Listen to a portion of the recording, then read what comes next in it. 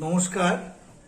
আজকে আমি দ্বিতীয় পর্বটা নিয়ে আগের দিনে যে অংশটা আমি আপনাদেরকে চেষ্টা করেছিলাম বোঝানোর টেক্সট সম্পর্কে, তার দ্বিতীয় পর্ব নিয়ে আজকে আমি এলাম।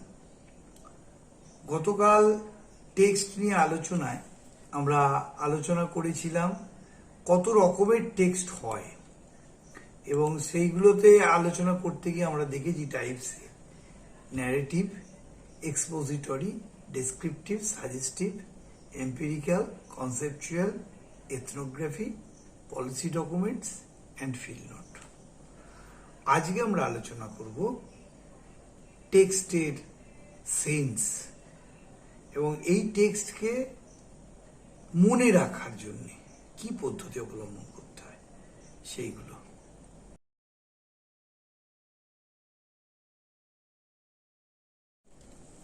এই স্লাইডটাতে আমরা দেখতে পাচ্ছি sense of text. Sense of text বলতে আমরা যদি কোনো পাঠকের কথা মনে করি, কোনো পাঠক কোনো বিষয়কে আত্মস্থ করার জন্যে বা মনে রাখার জন্যে নিশ্চিতভাবেই তার নলেজকে ব্যবহার করবেন, তার জ্ঞান প্রক্রিয়াকে ব্যবহার করবেন। এবং এই যে জ্ঞান প্রক্রিয়া, এই জ্ঞান প্রক্রিয়াকে আত্মস্থ করার জন্য 6 ধরনের প্রক্রিয়া আছে। সেই 6 ধরনের প্রক্রিয়া কি কি? একটা হচ্ছে সিনট্যাকটিক নলেজ, দ্বিতীয় হচ্ছে মরফোলজিক্যাল নলেজ, 3 নম্বর জেনারেল ওয়ার্ড নলেজ, 4 নম্বর সোশিও কালচারাল নলেজ, 5 নম্বর টপিক নলেজ, 6 নম্বর জেনারি নলেজ। এই যে 6টা পদ্ধতি, এই 6টা পদ্ধতি যে কোনো বিষয়কে আত্মস্থ করার জন্য যে কোনো শিক্ষার্থীর কাছে অত্যন্ত গুরুত্বপূর্ণ। প্রথমত আমরা আসছি সিনট্যাকটিক নলেজ। সিনট্যাকটিক নলেজ মানে হচ্ছে বাক্যে যে শব্দের অনুক্রম পদ্ধতি, অর্থাৎ শব্দকে সাজিয়ে সাজিয়ে মনে রাখার যে পদ্ধতি। এটা আমরা বৈজ্ঞানিক কোনো পরিভাষা পাই না বা বৈজ্ঞানিক কোনো সঠিক নির্দেশ পাই না, বিজ্ঞান ভিত্তিক নির্দেশ পাই না, কিন্তু মনোবিজ্ঞান ভিত্তিক আমাদের এটা হয়। যেমন দেখবেন, আমরা স্কুলে যখন পড়েছি, মুঘল সাম্রাজ্যের যে সম্রাটদের নাম পরপর মনে রাখা বা রামধনুর রং মনে রাখা, সেক্ষেত্রে আমরা অদ্ভুত ধরনের একটা পদ্ধতি ব্যবহার করতাম। বাবার হইল আবার জ্বর, সারিল ঔষধি, অথবা বেনি আ সহ কলা। এই যে আদ্যক্ষরকে ধরে বিষয়বস্তুকে মনে রাখা, এই মনে রাখার পদ্ধতিটাকে বলা হয় সিনট্যাকটিক নলেজ, অর্থাৎ একটা অনুক্রম পদ্ধতি। এটা আমরা শুধুমাত্র যে আমি দুটো উদাহরণ দিলাম সেই দুটোর ক্ষেত্রেই হয় তা নয়। বহু ছাত্রছাত্রী তাদের নিজেদের মতো করে অনেক বিষয়বস্তুকে নানান ধরনের শব্দবন্ধের দ্বারা মনে রাখে। এটা আমার ব্যক্তিগত জীবনে আমি ছাত্র থাকাকালীনও এটা আমি করেছি। আমি আমার মতো করে মনে রাখার চেষ্টা করেছি। অর্থাৎ শিক্ষক, দেখা যাবে হয়তো শিক্ষকও শ্রেণীকক্ষে মুঘল সাম্রাজ্যের পারম্পর্য বোঝাতে গিয়ে এই পদ্ধতি ব্যবহার করেছেন, কিন্তু তিনি সেটা বলছেন না। কিন্তু এটা অলিখিতভাবে আমরা সবাই কোথাও না কোথাও ব্যবহার করি এই সিনট্যাকটিক নলেজকে, অর্থাৎ অনুক্রমণ পদ্ধতিতে যে কোনো বিষয়বস্তুকে মনে রাখা। এরপরে আমরা আসছি মরফোলজিক্যাল নলেজ। মরফোলজিক্যাল নলেজ মানে কি? মরফোলজিক্যাল নলেজ হচ্ছে রূপতত্ত্বগত একটা ধারণা, রূপতত্ত্বগত, অর্থাৎ বাক্যের শব্দ এবং পদের ব্যাকরণগত সংগঠনের কাঠামো। এটা ব্যাকরণগত বলতে যে শুধুমাত্র ল্যাঙ্গুয়েজের ক্ষেত্রে তা নয়, এটা বিজ্ঞানেরও যে কোনো শাখাতে তার ব্যাকরণগত একটা পদ্ধতি আছে মনে রাখার জন্য। যেমন আপনারা নিশ্চয়ই যারা কেমিস্ট্রির ছাত্রছাত্রী তারা পর্যায় সারণী পড়েছেন। পর্যায় সারণীকে মনে রাখার একটা অদ্ভুত পদ্ধতি আছে। এই যে পদ্ধতিটা, এই পদ্ধতিটা ভুল নয়, কিন্তু আবার এই পদ্ধতিটা মনে রাখার জন্য একটা আদর্শ পদ্ধতি। এটা শিক্ষক, ছাত্রকুল সকলেই ব্যবহার করে। এই যে কাঠামোগত বিষয়টাকে মনে রাখা, তার কাঠামোকে সংশ্লেষ করে, তার কাঠামোকে বিশ্লেষণের দ্বারা আত্মীয়করণ করে তাকে সংশ্লেষণাত্মক পদ্ধতিতে আবার প্রেজেন্ট করা, অর্থাৎ বিষয়টা থেকে রসটাকে সংগ্রহ করা, নিজের মতো করে তাকে আত্মস্থকরণ করা, আবার সেটাকে প্রেজেন্ট করা, এটাকে বলা হয় মরফোলজিক্যাল নলেজ। তাহলে মরফোলজিক্যাল নলেজ আর সিনট্যাকটিক নলেজ দুটো কিছুটা সিমিলার হলেও আদৌ কিন্তু দুটোই আলাদা। অর্থাৎ মরফোলজির একটা বৈজ্ঞানিক ব্যাকরণগত ভিত্তি আছে, কিন্তু সিনট্যাকটিকের কোনো ব্যাকরণগত বা বৈজ্ঞানিক ভিত্তি নেই। এটা মনোবৈজ্ঞানিক ভিত্তির উপর প্রতিষ্ঠিত। অর্থাৎ সাইকোলজিক্যালি আমি কিভাবে ওটাকে অ্যাকসেপ্ট করছি সেটাকে বলা হয় সিনট্যাকটিক নলেজ। আর মরফোলজিক্যাল নলেজ হচ্ছে সম্পূর্ণভাবে বিজ্ঞানসম্মত এবং ব্যাকরণগতভাবে সেটাকে মনে রাখার একটা পদ্ধতি। এরপর 3 নম্বরে আসছি, general word knowledge. General word নলেজটা কি? জেনারেল ওয়ার্ড নলেজ হচ্ছে অত্যন্ত সাধারণ কিছু বাক্যবন্ধের দ্বারা বিষয়বস্তুকে মনে রাখা। এই জেনারেল ওয়ার্ড নলেজ এটা আমরা মূলত করি কি পারসেপশন বা অভিজ্ঞতা, উপলব্ধি, এই সবের উপর থেকে, কনসেপ্টের উপর থেকে আমরা তৈরি করি জেনারেল ওয়ার্ড নলেজ। এই জেনারেল ওয়ার্ড নলেজটা আমাদের সোসাইটিতে ছড়িয়ে থাকা নানান ধরনের শব্দবন্ধ, নানান ধরনের বিষয়বস্তু, সমস্ত বিষয়বস্তু, সমস্ত শব্দবন্ধকে একত্রিত করে আমরা মনে রাখতে পারি। এই যে জেনারেল ওয়ার্ড নলেজ, এর কোনো ব্যাকরণগত বা বৈজ্ঞানিক বা মনোবৈজ্ঞানিকগত ভিত্তি নেই। এটা আমি একরকম করে মনে রাখি, আর একজন আরেক রকম করে মনে রাখি। হ্যাঁ, এই যে বিষয়টা, এই বিষয়টাকে বলা হচ্ছে জেনারেল ওয়ার্ড নলেজ। এবং এই জেনারেল ওয়ার্ড নলেজটা প্রকৃতিগতভাবে অবস্থানগত ভিত্তির উপর নির্ভর করে অনেক সময় তৈরি হয়। এরপর হচ্ছে socio cultural knowledge. Socio cultural knowledge হচ্ছে সমাজ সংস্কৃতি নির্ভর ধারণা। সমাজ সংস্কৃতি নির্ভর ধারণাটা কি? আমরা যখন যে সমাজ থেকে বিলংস করি, আমরা যে সোসাইটি থেকে বিলংস করি, আমরা যে কালচারকে ভিত করে উঠে আসি, আমরা যে সংস্কৃতির ধারক হয়ে এগিয়ে যাই, আমাদের ভাবনাটা ঠিক সেইভাবে এগিয়ে যায়। এই সোশিও কালচারাল নলেজ, এই নলেজটা কিন্তু সেইভাবে আমাদের এক্সটেন্ডেড হয়। সোশিও কালচারাল নলেজটা সম্পূর্ণভাবে নির্ভর করে সোসাইটির উপরে। আমি কোন পদ্ধতিতে পাঠকে গ্রহণ করব, অর্থাৎ কিনা মনে করুন আমি এমন একটা সমাজে বসবাস করি যে সমাজটা অত্যন্ত প্রান্তিক, বা ছাত্রটি যে সমাজে বসবাস করে সেই সমাজটা অত্যন্ত আপগ্রেডেড, একেবারে ভীষণভাবে উন্নত একটা সমাজ। তাহলে এই একটা প্রান্তিক সমাজের ছাত্রের কাছে আর একটা উন্নত সমাজের ছাত্রের কাছে একই বিষয় একইভাবে মনে থাকতে পারে না। কেন পারে না? যেমন মনে করুন খুব সিম্পলি হিন্দু স্কুলের ছেলে বা দেরাদুনের দুন স্কুলের ছেলে, এদের স্ট্যান্ডার্ড অত্যন্ত উন্নত, কারণ এখানে উন্নত মেধা, উন্নত সোশিও ইকোনমিক কালচারের ছেলে মেয়েরাই কিন্তু আসে। আর একেবারে গ্রামের পিছিয়ে পড়া প্রান্তিক একটা স্কুল, সেই স্কুলে প্রান্তিক সমাজের ছেলে মেয়েরা পড়ে, যারা সোশিও অ্যান্ড ইকোনমিক কালচারে অত্যন্ত প্রান্তিক। এই দুটো জায়গায় কিন্তু একই ধরনের পাঠ্যক্রম কিন্তু প্রোভাইড করা হয়। কারণ লক্ষ্য করে দেখবেন একটা প্রান্তিক বাংলা মিডিয়াম স্কুল, সেখানে ক্লাস 9-10-এ যে সিলেবাস পড়ানো হয়, হিন্দু স্কুলের 9-10-এও কিন্তু সেই একই সিলেবাস পড়ানো হয়। তাহলে এই যে সিলেবাসের অভিন্নতা, তাহলে দু জায়গার দুই কালচারের ছেলে মেয়ে বা ছাত্রছাত্রী বা শিক্ষার্থী একইভাবে মনে রাখতে পারে না।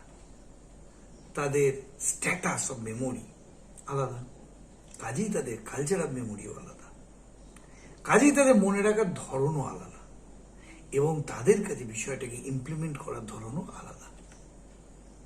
প্রান্তিক স্কুলের মাস্টারমশাই আলো সরল রেখায় চলে, এটা বোঝাতে জানালার ছিদ্র দিয়ে রোদের আলো ঢুকছে এটা দেবেন।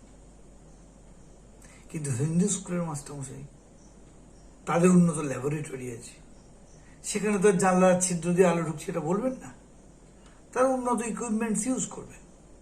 অর্থাৎ তাদের যেমন এক্সপ্রেশন বা প্রেজেন্টেশন আলাদা, উভয় ক্ষেত্রে ছাত্রদের কাছ থেকে সেটাকে মনে রাখার জন্য আলাদা পদ্ধতি অবলম্বন করতে হয়। এই যে বিষয়টা, এই বিষয়টা কি বলা হয়? Socio cultural knowledge. অর্থাৎ সোসাইটিকে ভিত্তি করে, তার সংস্কৃতিকে ভিত্তি করে, তার কালচার ক্রিডকে ভিত্তি করে যে জ্ঞান তৈরি করা হয় এবং জ্ঞানকে মনে রাখার যে ক্ষমতা, সেটাকে বলা হয় সোশিও কালচারাল নলেজ। নেক্সট, পঞ্চমত আমরা আসছি টপিক নলেজ। টপিক নলেজ মানে হচ্ছে কোন নির্দিষ্ট বিষয় সম্পর্কে জ্ঞান, একেবারে খুব স্পেসিফিক বিষয়। ওই একইভাবে আমি দুটো স্কুলের যদি উদাহরণ দিই, একটা রামকৃষ্ণ মিশন বিদ্যা মন্দির বেলুর, আর অত্যন্ত প্রান্তিক একটা স্কুল, ব্যাং তার পৌষ্টিক তন্ত্রের আলোচনা। সেক্ষেত্রে প্রান্তিক স্কুলের শিক্ষক কি ব্যবহার করতে পারেন? খুব বেশি হলে একটা চার্ট, মডেল নয়। কিন্তু রামকৃষ্ণ মিশন স্কুলের ছাত্র বা একেবারে অত্যন্ত উন্নত জেনারেশনের ছাত্র যে স্কুলে পড়ে, সেখানে একেবারে ডিসেকশন। এদের কাছে ডিসেকশনের মাধ্যমে পাঠদানটা অত্যন্ত আকর্ষণীয় এবং অত্যন্ত গ্রহণযোগ্য হয়ে ওঠে। কিন্তু এই যে প্রান্তিক স্কুলের শিশু, এর কাছে কিন্তু সেই পাঠটার গ্রহণযোগ্যতা অতটা থাকে না। একটা নির্দিষ্ট চিত্র দেখে পড়াশোনা করলে যেমন হয়, ঠিক তেমনই হয়ে যায়। এটাকে বলা হচ্ছে টপিক নলেজ। অর্থাৎ স্পেসিফিক টপিককে যেভাবে এক্সপ্লেন করা হবে এবং তার গ্রহণযোগ্যতা যেভাবে তৈরি হবে, সেটাকে বলা হচ্ছে টপিক নলেজ। এরপরে আমরা আসছি জেনারি নলেজ। জেনারি নলেজ মানে কোনো নির্দিষ্ট রচনার কোনো একটা বিশিষ্ট বিষয়কে নিয়ে মনে রাখা। অর্থাৎ আমি দুটো সাবজেক্টকে দুভাবে পড়াতে পারি। মনে করুন আমি ইতিহাস পড়াচ্ছি, ইতিহাস পড়াতে গিয়ে আমি শশাঙ্কের রাজধানী পড়ালাম, বা মনে করুন তাজমহল পড়াচ্ছি। এই যে নলেজটা, এই নলেজের সঙ্গেও কিন্তু সোশিও ইকোনমিক নলেজ জড়িয়ে আছে। কিরকম? প্রান্তিক স্কুলের ছেলেদের তাজমহল দেখতে যাওয়ার অর্থ নেই, তাদেরকে পড়াতে হবে একটা ছবি দেখিয়ে, বা ছবি নাও দেখিয়ে তাদের পড়িয়ে দিল মাস্টারমশাই। কিন্তু এটা উন্নত ভালো স্কুল, সেখানে শিক্ষক মশাই কি করতে পারেন? ছাত্রদেরকে ফিল্ড সার্ভেতে নিয়ে যেতে পারেন, সরাসরি একেবারে আগ্রায় নিয়ে চলে গেলেন তাজমহল দেখাতে। এই যে জেনারি নলেজ বা স্পেসিফিক বিষয়কে কেন্দ্র করে জ্ঞান লাভ, তাহলে কার জ্ঞানটা, কার নলেজটা অত্যন্ত দৃঢ় ভিত্তির উপর প্রতিষ্ঠিত হবে? যে ফিল্ডে গিয়ে দেখে এসছে, যে আগ্রায় গিয়ে তার মেমোরিটাকে রিকল করতে পারবে। অবশ্যই সে যে বই থেকে পড়েছে তার নয়, হয়তো বই থেকে পড়া আগ্রহ থাকতেই পারে, কিন্তু ইন জেনারেল সকলের ক্ষেত্রে সেই বিদ্যালয়ে সব ছাত্রের কাছে এটা গ্রহণযোগ্য নাও হতে পারে।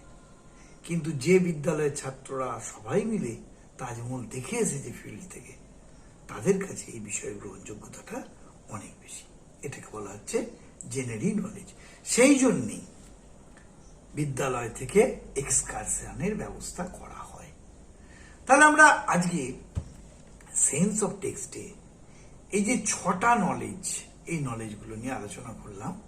একটা হচ্ছে syntactic knowledge, morphological knowledge, general word knowledge, socio cultural knowledge, topic knowledge এবং জেনারি নলেজ। এই নলেজগুলোকে একত্রে বলা হয় সেন্স অফ টেক্সট। অর্থাৎ কিনা বিষয়টা কিভাবে পড়ানো হবে বা কিভাবে পড়ালে ছাত্র কিভাবে গ্রহণ করবে, সম্পূর্ণ তো নির্ভর করবে উভয় পক্ষের উপরে। শিক্ষক যেমনভাবে পাঠদান করতে চান, ছাত্র কিভাবে সেটাকে গ্রহণ করবেন, এই দুটো নির্ভর করবে দুজনের উপরে। অর্থাৎ শিক্ষক যদি পাঠদানে তার একটা পদ্ধতি ইউজ করেন, সেই পদ্ধতিটা ছাত্র গ্রহণ নাও করতে পারে, সে তার নিজের মতো করে মনে রাখবে। আমি আপনাদেরকে কনসেপ্ট অ্যাটেনমেন্ট মডেল পড়াতে গিয়ে বলেছিলাম 3 ধরনের ফুল আমি যদি ছাত্রের সামনে নিয়ে যাই, পদ্ম, গোলাপ এবং টিউলিপ, 3টেরই কুঁড়ি লাল। কিন্তু শিক্ষক যখন তাদেরকে বোঝাবেন পৃথকীকরণ করে যে এটা পদ্ম ফুল সবাই চেনে, কিন্তু টিউলিপ আর গোলাপ, গোলাপে উপবৃত্তি বৃত্তি আছে, একটু শক্ত কাঁটা, টিউলিপে শুধু বৃত্তি আছে, উপবৃত্তি নেই, আর কাঁটাগুলো সফট, এটা শিক্ষক হয়তো বোঝালেন। 10 বছর বাদেও যদি টিউলিপ আর গোলাপ ফুল ছাত্ররা দেখে, তারা কিন্তু এটাকে রিকল করতে পারবে সেই মেমোরিতে। কিন্তু স্যারের দেখানো সেই পার্থক্যকরণটা নাও মনে রাখতে পারে। তারা নিজের মতো করে একটা ধারণা তৈরি করে নিতে পারে নিজের কাছে। এই যে কনসেপ্ট অ্যাটেনমেন্ট মডেল, এটা কিন্তু ছাত্ররা নিজেরাই নিজেদের জন্য তৈরি করে।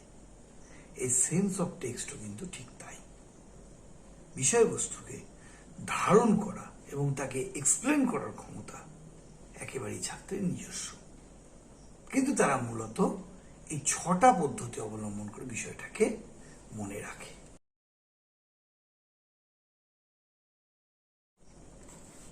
এবার যে স্লাইডটা আপনাদের দেখাচ্ছি, এটার নাম হচ্ছে importance of different text in curriculum.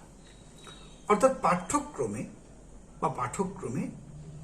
বিভিন্ন ধরনের পাঠ্য বিষয়ের কি গুরুত্ব। যে সমস্ত পাঠের সঙ্গে আমরা আগে আলোচনা করলাম বা জানতে পারলাম, সেগুলো প্রত্যেকটাই পাঠ পরিচালনার ক্ষেত্রে যথেষ্ট গুরুত্বপূর্ণ। বিভিন্ন ধরনের রচনা আমাদের পাঠ্যক্রমে আছে। প্রত্যেকটা রচনা পাঠ্যক্রমে ইনক্লুড হওয়ার পিছনে বা অন্তর্ভুক্তিকরণ করার পিছনে একটা আলাদা কারণও আছে। কারণ আমরা মূলত দেখেছি পাঠ্যক্রমে যে সমস্ত রচনা সন্নিবেশিত হয় মোটামুটি 3 ভাগে বিভক্ত। 1 নম্বর হচ্ছে নন প্রোজ টেক্সট, 2 নম্বর এক্সপোজিটরি টেক্সট, 3 নম্বর নোভেল, পোয়েম, শর্ট স্টোরিজ। তাহলে প্রথম আসছে নন প্রোজ টেক্সট। এগুলোকে বলা হচ্ছে অগদ্য রচনা। অগদ্য রচনা মানে কি পদ্য? না, তা নয়। পদ্য কেন হবে? অগদ্য রচনা অর্থাৎ এই টেক্সটে যে কোনো রচনাকে, সে কবিতা হোক, গদ্যগ্রন্থ হোক, প্রবন্ধ হোক, উপন্যাস হোক, ছোট গল্প হোক, যে কোনো ধরনের যে কোনো রচনাকে শক্তিশালী ও সম্পূর্ণতা দান করার জন্য এক ধরনের বিষয় আমরা ব্যবহার করি। কি সেগুলো? যে বিষয়টাকে আমরা ব্যবহার করি সেই বিষয়টাকে বলা হচ্ছে অগদ্য রচনা। এই অগদ্য রচনার মধ্যে পড়ছে গ্রাফ, ম্যাপ, বিভিন্ন ধরনের টেবল, চার্ট, ডায়াগ্রাম, ছবি এবং তালিকা। মনে করুন ইতিহাস পড়ানো হবে।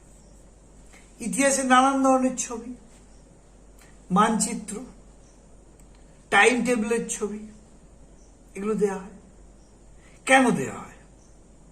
আমি যদি বিষয়বস্তুটাকে সহজভাবে বর্ণনা করে যাই, তাহলে কি ইতিহাস বই হবে না? অবশ্যই হবে। আকর্ষণীয় হবে না। কারণ শিশু মনকে বা পাঠকের মনকে আকর্ষণীয় করে তোলার জন্যে মাঝে মাঝে একটু বৈচিত্র্যের স্বাদ আনতে হয়। এই বিচিত্রতার স্বাদের জন্যেই পাঠ্যপুস্তকে অগদ্য রচনা দিতে হয়।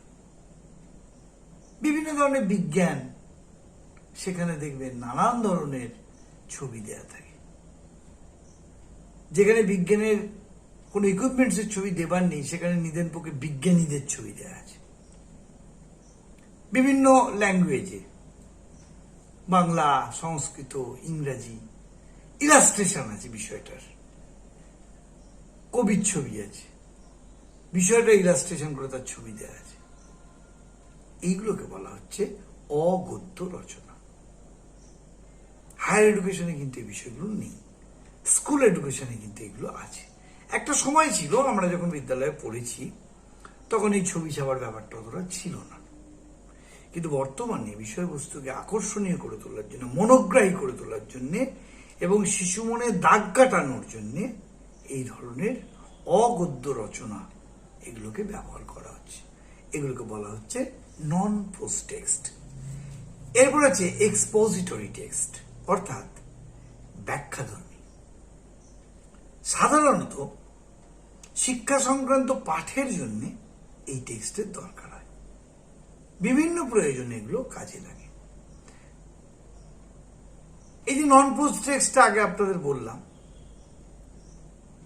কোনো একটা জায়গায় ডাটা দিতে হচ্ছে, তথ্য, ছবি দেওয়ার কিছু নেই।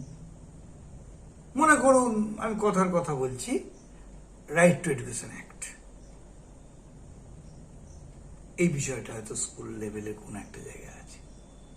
সেখানে দেখবেন চার্ট তৈরি করে দেওয়া আছে, ডায়াগ্রাম, ছক কেটে কেটে এই ঘরে এই ঘরে, যাতে শিশু মনে দাগ টানতে পারে। এক্সপোজিটরি টেক্সটের ক্ষেত্রেও কিন্তু অনেকটা এই বিষয়গুলো জড়িয়ে থাকে। এখানে কোন রকমের অনুমান চিহ্নিত করতে এবং সিদ্ধান্ত নিতে, কোন রকমের ঘটনা বা ফ্যাক্টকে মতামতের পার্থক্য নিতে বা তার বিভিন্ন মতামত বোঝাতে, বিশেষ কোনো লক্ষ্য চিহ্নিত করতে, এক দৃষ্টিভঙ্গির সঙ্গে অন্য দৃষ্টিভঙ্গির পার্থক্য বোঝাতে, কোনো বিশেষ দৃষ্টিভঙ্গি ইভ্যালুয়েশনের জন্য, যুক্তিক্রম ঘটনাকে সাজানোর জন্য। দেখবেন এখনকার টেক্সটগুলোতে আমরা যে সাদৃশ্য বৈসাদৃশ্য জায়গাগুলো পড়ি, সেই সাদৃশ্য বৈসাদৃশ্যগুলো কি পাশাপাশি লেখা যায় না এমনি পরপর? না, একটা ছক তৈরি করে এখানে এই মুঘল সাম্রাজ্যের এই ঘটনা, মৌর্য সাম্রাজ্যের এই ঘটনা, মুঘলদের সঙ্গে মৌর্যদের মিল কোথায়, আবার অমিলের একটা টেবিল তৈরি করে অমিলগুলো কোথায়। এতে কি হয়, শিশু মনে খুব দৃঢ়ভাবে এটা দাগ কাটতে পারে। যে একটা ডায়াগ্রাম, একটা চার্ট বানিয়ে সেখানে দেয়া হলো। তাহলে এই যে রচনা, এটাকে বলা হয় এক্সপোজিটরি টেক্সট।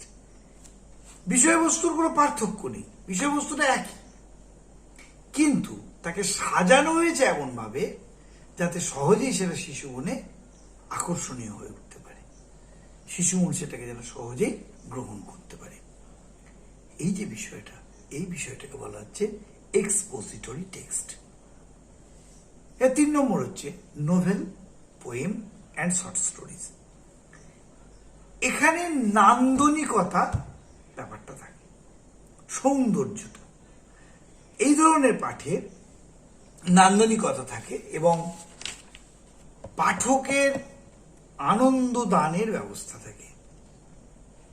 এই যে পাঠগুলো, নোভেল বলুন, পোয়েম বলুন, শর্ট স্টোরি বলুন, এগুলো বিভিন্ন ধরনের দিগন্ত খুলে দেয়, বিভিন্ন ধরনের সময়সীমাকে চিহ্নিত করে। ধরুন আমি সেই চৈতন্যদেবের আমলের যবন হরিদাসের একটি গল্প পড়লাম, হুসেন শাহের আমলের। সেই সময়কার নবাবী দরবার, তার আড়ম্বর, তার আচার আচরণ, সেই সময়কার সমাজনীতি, ল্যাঙ্গুয়েজের মধ্যে কিন্তু বেরোচ্ছে এগুলো জানতে পারলাম। আবার যখন আমি প্যারালালি ওই সময়সীমাটাকে আইডেন্টি করে বিজ্ঞান পড়তে যাচ্ছি, দেখবেন সেই সময়কার বিজ্ঞানে কি কি ছিল এটাও আমরা জানতে পারি। সেগুলো নানান ধরনের নোভেল, পোয়েম, শর্ট স্টোরিজের মাধ্যমে আমরা জানতে পারি। এই যে সময়সীমার মধ্যে পার্থক্যীকরণ। আবার দেখবেন কাব্যপাঠ, কাব্যপাঠ মানুষকে এমন একটা আন্দোলন তৈরি করে দেয়, শিশুমন থেকেই তার মনে একটা ল্যাঙ্গুয়েজের প্রতি আকাঙ্ক্ষা জন্মায়। সেই জন্যে সাহিত্য পাঠের মূল্য অপরিসীম। যে কোনো ধরনের নোভেল, পোয়েম, ছোট গল্প, তার মূল্য অপরিসীম। তার কারণ এইগুলোর পিছন থেকে আমরা যেমন ভাষা সম্পর্কে জানতে পারি, নানান ধরনের বিষয়বস্তু সম্পর্কে জানতে পারি, সাহিত্যিকদের অভিঘাত সম্পর্কে জানতে পারি, তেমনি সমসাময়িক কালকে, সমসাময়িক অর্থনীতিকে, সমসাময়িক সমাজনীতিকে আমরা জানতে পারি। যেমন চর্যাপদ, চর্যাপদের সময়ে আমরা সবাই জানি আদি যুগে যে আমাদের ইকোনমিটা ছিল, অর্থনীতির স্ট্যাটাস, তার সঙ্গে আধুনিক যুগের অর্থনীতি মেলে না। আদি যুগের যে সাহিত্য চর্চা সেটা ছিল দৈব নির্ভর। মধ্যযুগের সাহিত্য চর্চাটা হয়েছিল দেবতা এবং মানুষ উভয়কে নিয়ে। আর আধুনিক যুগের সাহিত্য কিন্তু সম্পূর্ণত মানবতাবাদী। তাহলে আমরা যে সাহিত্য পড়তে গিয়ে এই নেচারগুলোকে আইডেন্টি করতে পারবো, তাহলে আমরা সহজেই বুঝে যাবো এটা কোন সময়কার সাহিত্য। যেমন চর্যাপদ, কা আ তরুবর পঞ্চবিডাল চলইতে চিত্তে পঙ্কিল কাল, বা শ্রীকৃষ্ণ কীর্তন, এটা আদি যুগের বাংলা সাহিত্যে। আবার মধ্যযুগে আমরা চলে আসি যদি, সেখানে রামায়ণ, মহাভারত, নানান ধরনের গ্রন্থ সব পাবো। প্রাচীন গ্রন্থের মধ্যে রামায়ণ মহাভারত আছে যদিও, কিন্তু রামায়ণ মহাভারতকে মধ্যযুগে বাঙালির সমাজের নির্ভর করে তৈরি করা হয়েছিল। আবার আধুনিক যুগে এখন যে সাহিত্য তৈরি হয় সেখানে দেবতার কোনো স্থান নেই, সম্পূর্ণ মানবতাবাদ। তাহলে যে সাহিত্যের রস গ্রহণ করবে সে যদি এই তিনটে স্টেজকে নিজের মনে ধরে রাখতে পারে, সাহিত্যটাকে পাঠ করতে গেলে সে কিন্তু ওই এসেন্স দিয়ে টেস্ট করে নিতে পারবে এটা কোন যুগের সাহিত্য। তাহলে এই যে novel, poem and short stories, এর যে ধারাবাহিক বিন্যাস, এই বিন্যাসটাই কিন্তু ডিফারেন্ট টেক্সট ইন কারিকুলামের ক্ষেত্রে অত্যন্ত গুরুত্বপূর্ণ এবং গ্রহণযোগ্য। তাহলে আজকে যে বিষয়গুলো নিয়ে আলোচনা করলাম, বিষয়গুলো হচ্ছে সেন্স অফ টেক্সট এবং importance two different text in curriculum. অত্যন্ত গুরুত্বপূর্ণ দুটো বিষয়। কিভাবে বিষয়টাকে মনে রাখা যায়, তার ব্যাখ্যা কিভাবে, আর কি কি ধরনের টেক্সট, কোনটার উপরে কি গুরুত্ব, এই দুটো বিষয় নিয়ে আজকে আলোচনা করলাম। সবাই ভালো থাকবেন। নমস্কার। আগামী দিন আবার দেখা।